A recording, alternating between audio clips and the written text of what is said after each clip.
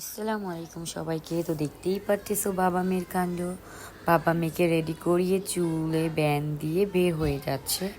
আর আমার মেয়ে আমাকে টাটা দিচ্ছে, একটা পাকনি বুড়ি মাশাল্লাহ বলবেন। তো আমিও বের হয়ে যাচ্ছি একটা ব্যাগ নিয়ে। আমি সবসময় এরকম ছোটোখাটো একটা ব্যাগ ক্যারি করি আমার বেবির জন্য, কারণ এখানে আমি এক্সট্রা জামা, প্যাম্পাস, বাবুর ফিটার, দুধ নিয়ে নিই। বলা যায় না কখন লেগে যায়। আর রিক্সা নিয়ে ফেললাম। রিক্সা নিয়ে আমরা নয়নাগর স্কুল মাঠে চলে আসলাম। এখানেই আমার শ্বশুর বাসা, আমার নানার বাসা। তো আমার মেয়ে খেলা করতেছে আর সবার জন্য ওয়েট করতেছে আমরা। তো এই তো আমার মামার গাড়ি চলে এসেছে। মামা, মামি, আমি, আমার জামাই, আমার মেয়ে আর সুমন ভাইয়ের ওয়াইফ আমরা একসাথে গাড়িতে বসেছি। আর বাইকে বসেছে আমার দেবর আর সুমন ভাই। তো আমরা সবাই মিলে আজকে যাব আমার একটা প্রিয় জায়গায়, সেটা হলো জলছিরি পার্ক। এটা হলো ঈদের তৃতীয় দিন। তো অনেক দিন করে প্ল্যান করা হলো যে আমরা জলছিরি যাব, বাট যাওয়া হয়নি। তো আজকে ফাইনালি যাওয়াই হলো। আর এদিকে আমার পাকনা বুড়িটা বাতাস খাচ্ছিল। তো গাড়িতে তেল নেই, এই জন্য আমরা একটু গাড়িতে তেল ভরে নিলাম, গ্যাস ভরে নিলাম। এই তো আমরা 300 ফিট চলে এসে পড়েছি। 300 ফিট পার করে কাঞ্চন ব্রিজের ওইদিকে 100 ফিটেই হলো জলছিরি পার্ক।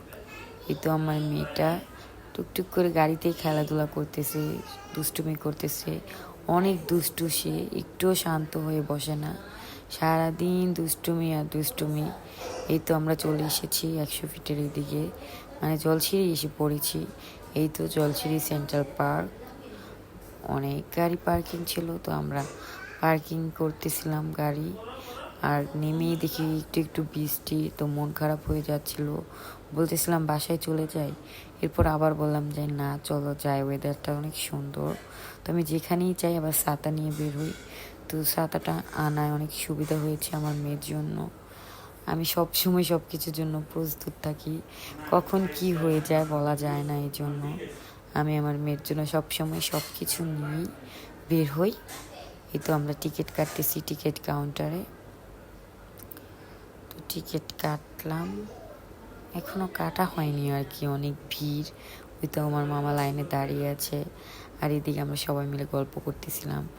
এই তো আমাদের টিকিট হাতে, টিকিট কেটে ফেলেছি ফাইনালি। তো এখন আমরা প্রবেশ করব ভিতরে। ওয়েদারটা আসলেই অনেক সুন্দর ছিল। আজকের ওয়েদারে যদি কেউ না আসে তাহলে সেটা তার মানে ভাগ্যই খারাপ, এরকম ওয়েদার না পেলে। এখানে গরম ওয়েদারে এতটা ভালো লাগবে না। ঠান্ডা ওয়েদার ছিল বলেই আমাদের কাছে এত এত বেশি ভালো লেগেছিল। আর বৃষ্টি আসার কারণে জায়গাটা আরও ফুটে উঠেছিল। আর আমার মেয়ে কোল থেকে নেমে একাই হাঁটতেছিল, সে একাই হেঁটে হেঁটে যাবে, কারো কোলে উঠবে না। বললাম না, সে অনেক দুষ্টু, সারাদিন দুষ্টুমি করে। চারপাশ অনেক সুন্দর, অনেক সুন্দর করে ডেকোরেট করেছে, কি বলবো, আর্মিদের ক্যান্টনমেন্ট বলে কথা। আর এইদিকে দেখেন বাবা মেয়ে কত সুন্দর খেলা করতেছে, তাদের মধ্যে কত খুনসুটি, কত ভালোবাসা। মেয়ে তো পুরোই বাবার ভক্ত, বাবা পাগল। আর এদিকে দেখেন গাছের পাতা কিভাবে লড়তেছে, এত এত বাতাস ছিল, মানে মন ছুঁয়ে গিয়েছে। আজকে জায়গায় যে এত ভালো লেগেছে, মনই চাচ্ছিল না যে এখান থেকে বাসায় যায়। আর আমার মেয়ে কি দৌড়টাই না দিতেছে, আবার বাবাকে পা থেকে ময়লা সরিয়ে দিচ্ছে হাত দিয়ে। আমার মেয়ে এখনই কত বুঝে, আল্লাহ মাশাআল্লাহ, কত ভালো। এই দেখেন বাবা মেয়ের এত এত ভালোবাসা, সারা জীবন যেন এরকম ভালোবাসা থাকে। আর আমার মেয়ে আমাকে এত ভক্ত না, মানে বাবারই বেশি পাগল, বাবা ভক্ত মেয়ে। আর এদিকে আমরা এটা কি বলে বুলবুলাইয়া আই থিঙ্ক, তো বুলবুলিয়া খুঁজতেছিলাম। তো আমরা কোথা দিয়ে কোথায় যাব খুঁজেই পাচ্ছিলাম না। এরপর একটু করে সামনে যাচ্ছিলাম, হারিয়ে যাচ্ছিলাম। এরপর আমরা মধ্যে চলে আসলাম, মাঝখানের পয়েন্টে। এরপর আমরা দেখতেছিলাম উপরে উঠে বুলবুলিয়া পুরাটা কত সুন্দর, মাশাআল্লাহ। আল্লাহর তৈরি প্রকৃতি কতই না সুন্দর, মন ছুঁয়ে যায় এরকম প্রকৃতিতে। চারপাশে সবুজ আর সবুজ। আর্মিদের তৈরি ক্যান্টনমেন্ট অনেক সুন্দর, তারা অনেক সুন্দর করে অনেক সুন্দর পরিপাটি রাখে। আর এদিকে আমার মেয়ে কত দুষ্টুমি করতেছিল, বলতেছিল একাই ছবি তুলবে, এই জন্য তারা একটু একা ছবি তুললাম। আর এদিকে বাচ্চাদের প্লেগ্রাউন্ডও আছে, বাচ্চাদের খেলার জন্য অনেক কিছু আছে। তো আমার মেয়েকে নিয়ে এখানে যাইনি, কারণ ও ছোটো, ব্যথা পেতে পারে, এই জন্য আর যাওয়া হয়নি। তো আমরা ঘুরে ঘুরে দেখতেছিলাম, আর এখানে সবাই বসে একটু ছবি তুললাম, একটু ভিডিও করে নিলাম, স্মৃতি হিসাবে রেখে দেবো এই জন্য। আর যেদিকেই যাই শুধু বাতাস আর বাতাস, এই আবহাওয়াটা আমার অনেক বেশি পছন্দের। এরকম বাতাসে আমার এরকম খোলা জায়গায় অনেক ভালো লাগে। আর আমার মেয়েকে বলতে গেলে তার বাবাই পেলে বড় করেছে, তার মাঝে তার বাবাকে শুতে হয়, মানে সে তার বাবা ছাড়া কিচ্ছু বুঝে না, কিচ্ছু না, তার বাবার হাতে খাওয়া ঘুম সব কিছু। আর এইদিকে আমার মেয়ের খিদা লেগে গিয়েছে, তো এই জন্য আমি তাকে একটু ফিটার বানিয়ে খাওয়িয়ে নিলাম। কি বলবো, মা তো যেখানেই যায় মেয়ের খেয়াল তো রাখতেই হবে, যে চুল বাঁধতে পারে সে রাখতেও পারে, ঘুরতেও পারে। যেমন ঘোরার জন্য পাগল, তেমন বাচ্চাকেও খুব ভালো সামলাতে পারি, তা না হলে তো আর বাচ্চাকে 8 মাস বয়সে দার্জিলিং থেকে ঘুরিয়ে নিয়ে আসি না। আর এদিকে আমরা হাসাহাসি করতেছি বাবাদের কাছে, বাবুকে দিয়ে, যে আপনারাই রাখেন, আপনারাই পালেন, দেখেন কেমন লাগে। আর আমার জামাইয়ের এগুলো অভ্যাস আছে, ওই 2জন, তাদের তো আর এত অভ্যাস নেই। আর এদিকে আমার মেয়ে আবার বাবার সাথে হাঁটতেছে, খেলতেছে। মেয়ে ঘুমের মধ্যেও বাবাকে খুঁজে, তার বাবা যদি একটু উঠি কোথাও যায়, তার মেয়ে ঘুমের মধ্যেই কান্না শুরু করে, বাবা বাবা বাবা। মানে কি বলবো, তার বাবাই হলো তার মা, আর তার মাই হলো বাবা। কি করার, বাবা ছোট থেকে এত আদর করেছে এই জন্য। আর আমি এত বেশি খেয়াল রাখি না, এটা আমারই দোষ। কি করব, প্রথম বাচ্চা, নানি পালতেছে, নানি সব কিছু করতেছে।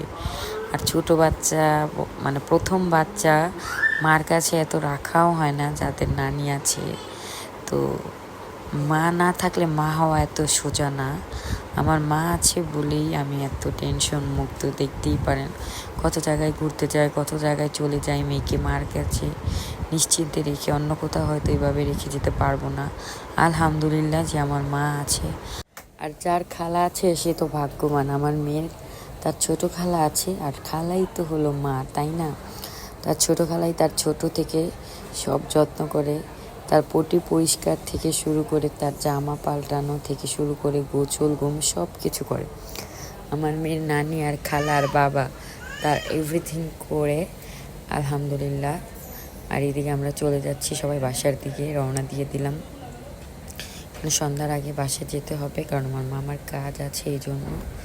তো এই তো আমরা 100 ফিটের দিকে এসে পড়লাম। আর ইনশাল্লাহ দ্বিতীয় বাচ্চা আমি সব কিছু করব, তখন বুঝবো বাচ্চার কদর, কিভাবে বাচ্চা সামলাতে হয়, পালতে হয়। এখন এতটা বুঝি না, কারণ এতটা আমাকে পালতে হয়নি, সব কিছু আমার মা, মানে বাবুর নানি আর খালাই করেছে এই জন্য। আর এইদিকে কথা বলতে বলতে আমরা বাসায় চলে আসলাম, তো গাড়ি গ্যারেজে ঢুকিয়ে দিল। তো আজকের জন্য আল্লাহ হাফেজ।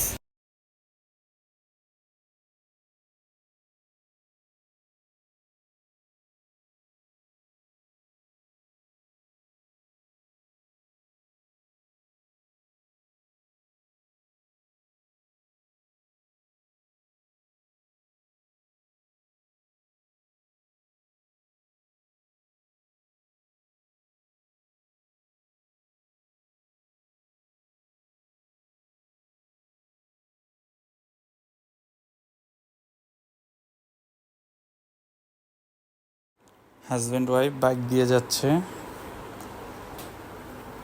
আমরা এলাকার মধ্যে প্রবেশ করলাম। এটা হচ্ছে ডিয়াবাড়ি হাই স্কুল। দেখতে দেখতে আমরা বাসার নিচে চলে আসছি। এই ছিল আমাদের আজকের ব্লগ। ওকে, টাটা, বাই বাই, আল্লাহ হাফেজ, সবাই ভালো থাকবেন।